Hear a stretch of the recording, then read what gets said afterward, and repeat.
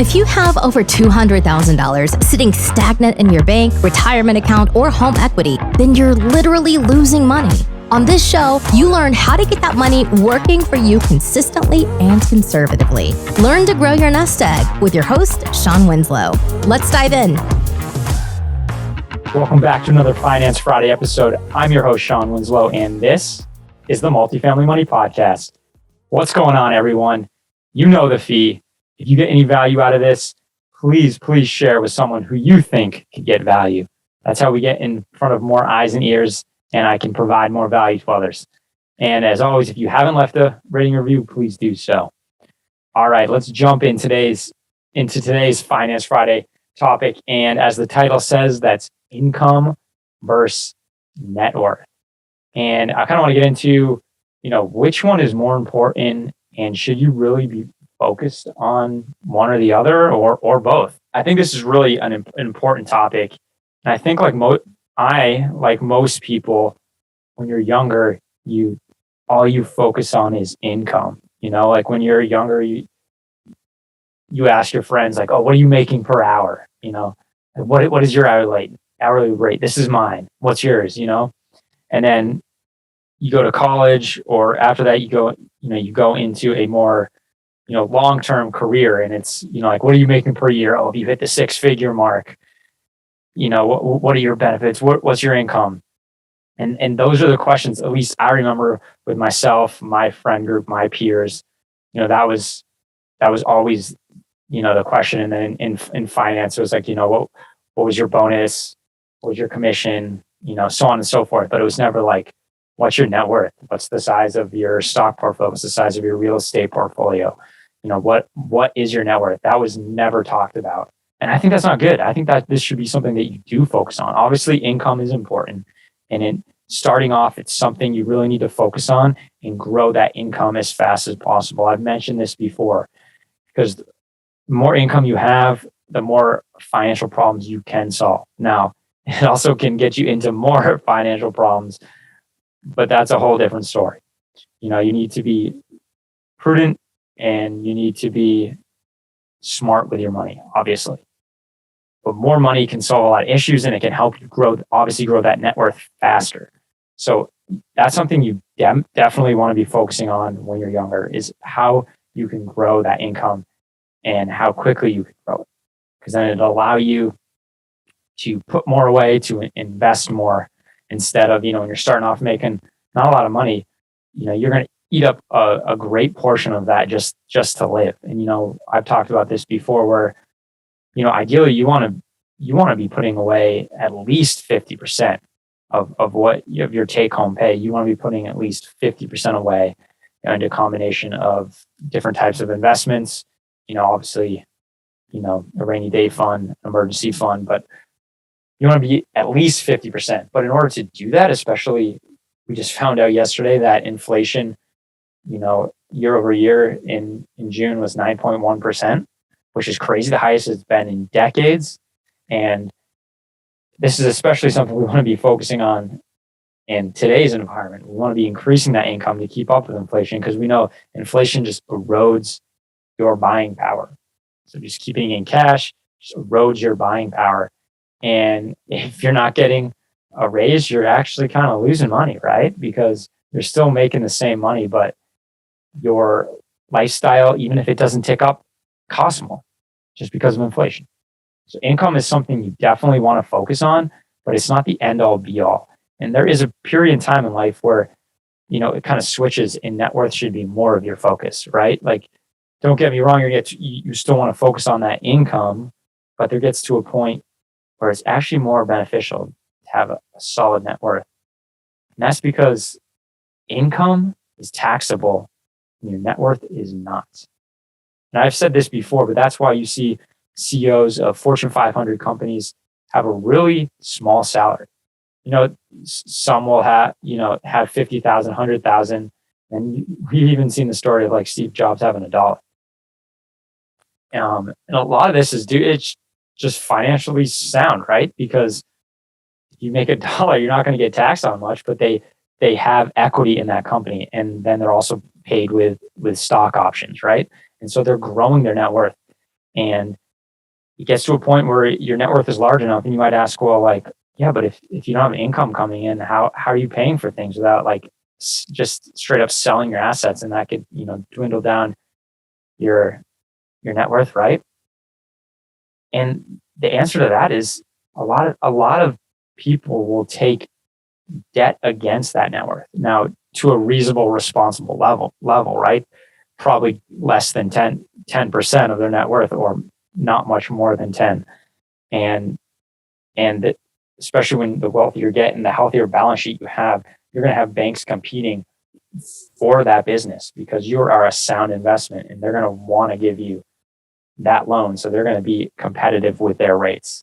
And so that's what wealthy, successful people do, is they want to lower that tax burden so they can continue to grow their wealth. And so say you have $100 million in assets, 10%, is 10 million. You don't need 10 million. You can be 1%, $1 million. Take loan 1%.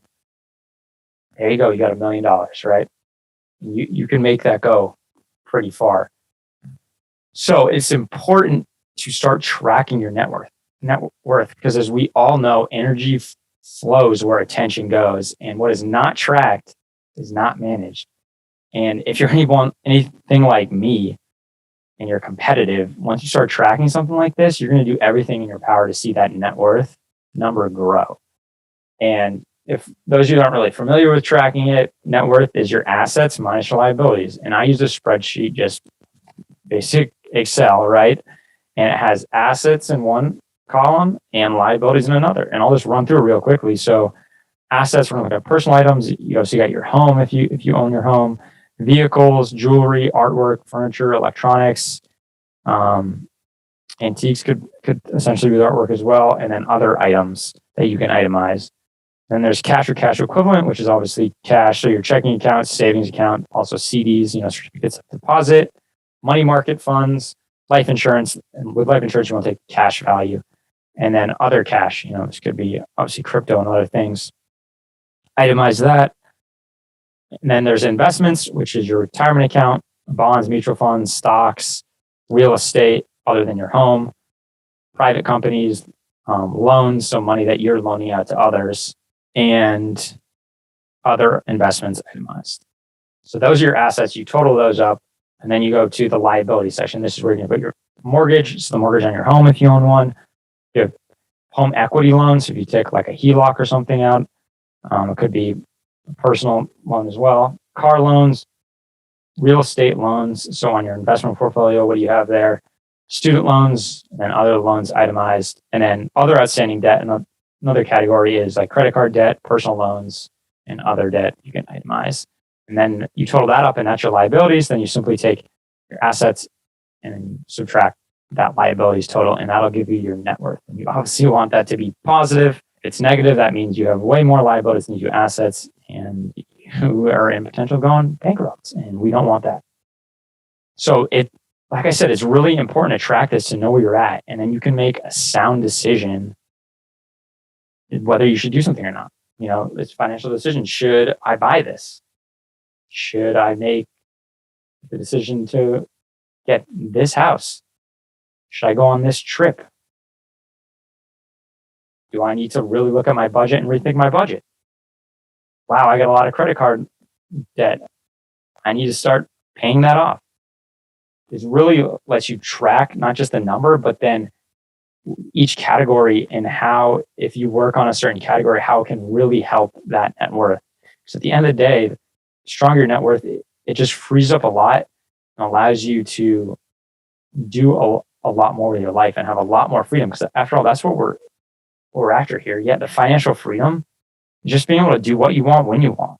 And obviously, that's different for everyone. Some people, financial freedom could be $3,000 a month. Others, it could be $100,000 a month. It just really depends what it is. But in order to get there, we need to focus on this. Like I said, you focus on the income, and while focusing on the net worth, because we need to grow that income when we're younger, fast, so then we can build net worth. And then eventually we can shift away from that income because that's taxable. And especially if we really grow that income, it's going to be in the higher tax bracket, right? Whereas, say if you own some real estate and say over the years, you've gotten $1 million in equity. Let's say you take 200 grand out to either make a new investment or maybe it's just to reposition your portfolio. At 200 grand you take out, that's income to you, but it's not, but technically it's not, right? So it's not taxed. And these are the things we have to be thinking. And that's why, your net worth is so important. And when you go to get like a loan, maybe on an investment property or even just on a home, they're gonna look at this, right?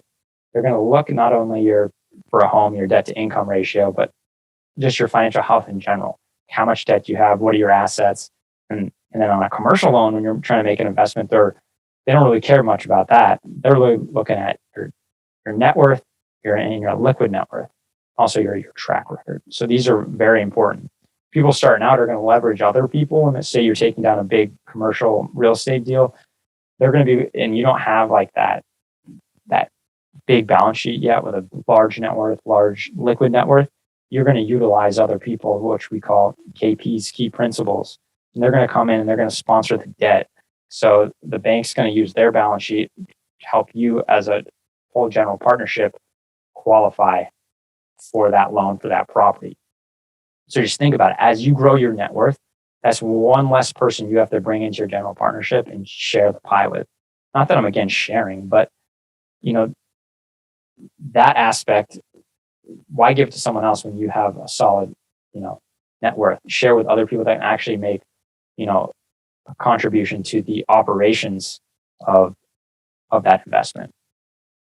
So guys, I just wanted to get here and talk about this really quickly because, I overheard someone the other day talking about, how much they make, focus on their income, which is great, but they're just reminding me that there's never a conversation about net worth. Because at the end of the day, you can make all the money in the world, and blow it and still live paycheck to paycheck and have nothing, at the end of the day, no net worth.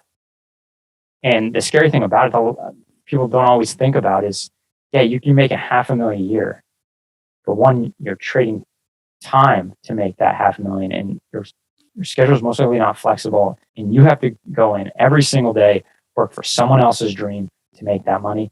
And they could just let you go at any time. Most likely that, if you're making $500,000, that is not guaranteed. One, that company could go out of business, they could get acquired, and that new company lays majority of the staff off because of synergies. Or simply, they could maybe just get rid of your position, let you go. And then who knows if you can get, an equivalent job making the, equivalent amount of money. Whereas if you focus on growing your network, something like that happens, you have a lot more insulation to take care of you and your family.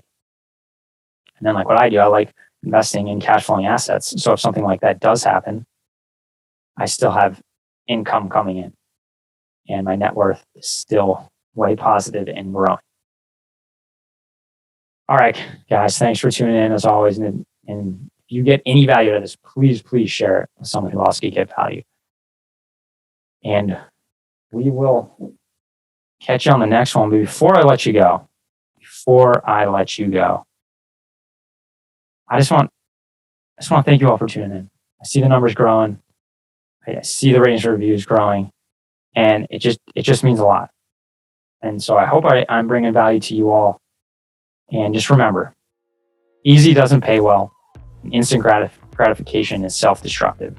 So always remember, it's not just working hard for your money, but having your money work hard for you. So you can create that life of your dreams for you, your family, and we can all work hard with that financial freedom to make the world a better place. All right, everybody, I'll catch you on the next one. Hey, this is Shawn Winslow.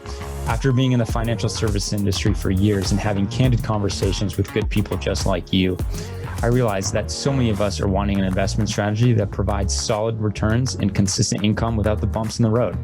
There's little known secret that your financial advisor doesn't want you to know. There is investment out there that is less volatile and the returns are stronger. Get more details by going to greenbriercg.com and clicking on the free e-report. And by the way, if this show has provided you any value, then feel free to leave an honest written review and of course, share it with a friend who needs it. See you next week for another great show.